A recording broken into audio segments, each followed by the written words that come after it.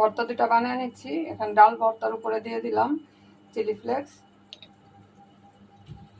আলু ভর্তার উপরে দিয়ে দিলাম ধনিয়া পাতা কুচি,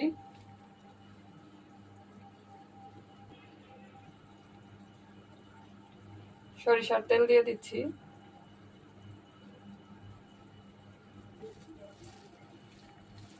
এবার ভালো করে মাখায় নিব।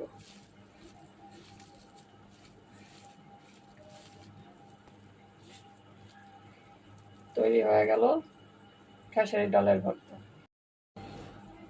এখন আলু ভর্তাটা করে নিব। সরিষার তেল দিয়ে দিলাম,